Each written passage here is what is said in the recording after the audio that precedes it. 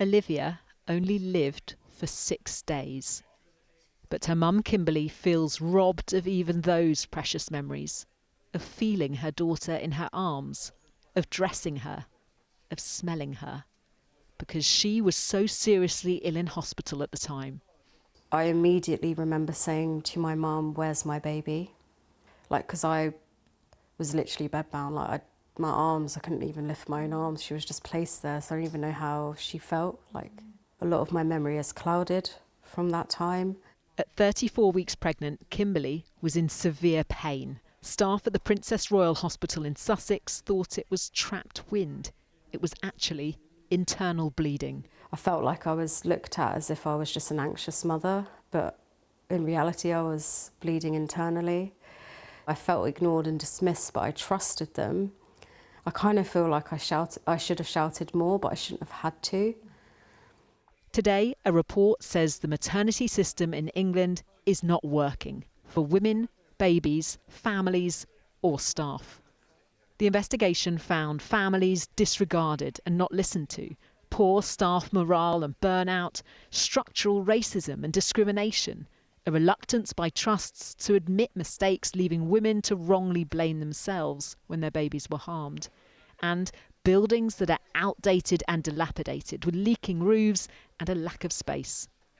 But perhaps most worryingly, the report by Baroness Amos says the same failures are being repeated. The government had promised to set up a task force, but we still haven't got that. How imperative is it that your eventual recommendations are acted upon quickly? The task force is absolutely crucial. Too many investigation and review reports get left on the shelf. Too many families have been brave enough to come and share their experiences. We have to make a difference. We can't let this cycle continue. Black women are almost 3 times as likely to die during pregnancy compared with white women. I wish that I was surprised by the findings, but for those of us who work in this field of maternity, there are no surprises. I would like to see the culture within the NHS change. I would love to see a culture of anti-racism embedded in the whole of the NHS. For Olivia's family, the search for answers goes on. An inquest has been opened to determine the facts. The hospital told us it's desperately sorry for her loss and will do everything it can to help the inquest. I had to register her death and organise her funeral before we could even register her birth. It's just wrong. It's just wrong. The Health Secretary says today's report lays bare the systematic, sustained and recurring failures in maternity care and insists that a task force will be set up shortly. And Baroness Amos will give her recommendations later on this year. But exactly when are women likely to see meaningful change? Well, that's the crucial question, isn't it? Because perhaps what's most shocking about this report is how familiar these failures seem. We have heard these criticisms many times over many years. And one recurrent theme from families is the idea of the NHS being defensive, of trying to cover up the truth. And this report says that that is problematic for 2 reasons. Firstly, because it compounds the harm that's already been suffered by these families. And secondly, because it impedes learning to prevent the same mistakes being made again. An important point that I've made before, but I think it's crucial, is about the wide-reaching impact of maternity failings. It's not just the individual harm that's caused to one person. There's broader psychological and economic impacts on families and society.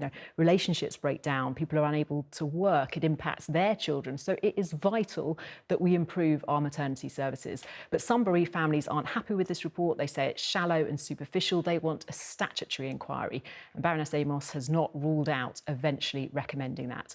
One final important point. I think a lot of pregnant women watching today will be really worried by this, and I just want to stress that the vast majority of births in the UK are safe. You've spoken to many women and families during your investigation. What did you find most disturbing about what you discovered? Well, we've spoken to over 400 families now, and we will be speaking to more before the investigation has concluded. And we've had over 8,000 responses to our call for evidence. And I think the experiences of those women and families, when they're describing the harm when they're talking about the deaths of their babies. And you can see, of course, that the distress, the trauma is never going to leave them. It's very hard to listen to. But of course, it's much, much worse for those women and families because they have lived through it. And one of the things that I said in my very first report in December was just how unprepared I was for hearing this again and again and again. When we are a rich country, we have a lot of resources at our disposal. Women have been having babies for generations, and I agreed to chair this investigation because I think there must be systemic changes that we can make that will make a difference. And that's the focus of this investigation, informed by the experiences of the families. But where can we recommend that things could improve rapidly should change happen? You discovered racism and discrimination. Just how concerned are you about the persistent inequalities in our system? Extremely concerned by those, and very concerned that there are a lot of women and families that we just don't hear from. We talk about the racism and the discrimination and the difference in outcomes that are so palpable for Black women and their babies and for Asian women and their babies. But we have also heard, for example, and I have a roundtable on this afternoon, from women who have suffered from mental health challenges, who have particular experiences, Muslim families who have had particular experiences, LGBT plus families who have had particular experiences. So we really want to make sure that we shine a light on what is happening in terms of racism and discrimination, but also speak to those wider and other inequalities as well, including economic disadvantage. What harm do maternity failings cause women and families long before and after they leave hospital? Well, I think the first thing to say is that there should be a continuum of care. It should be more joined up. So it's about, the care that women receive before they're pregnant, and of course the care that they receive through the maternity pathway, as they call it, the maternity journey, and what happens afterwards when those women who go home with their babies, the support that they get, and of course those women whose babies have died, the bereavement and other support that they get. And what I can see looking at the system from outside is that there is way too much fragmentation. The system is not joined up, and as a result of that, we are not doing our best for women and families. The impact of harm is far-reaching, though, isn't it? It impacts all aspects of one person's, a whole family, network's life beyond that moment. Absolutely. I mean, the impact on families generally, on other children, on relationships. So many families have talked about, relationship breakdown, but also what has happened to grandparents and others, siblings in the family. What happens because a woman may not be able to go back to work. Her partner may not feel able to go back to work because of the trauma that they have experienced. The lack of support in terms of depression, for example. We see very high levels of suicide for women who have lost babies at whose babies have died at particular points after birth. So it is a tragedy for those families, but it's a tragedy for society too. If you had the power to change one thing right now, what would it be? Oh, I think we need more than one thing.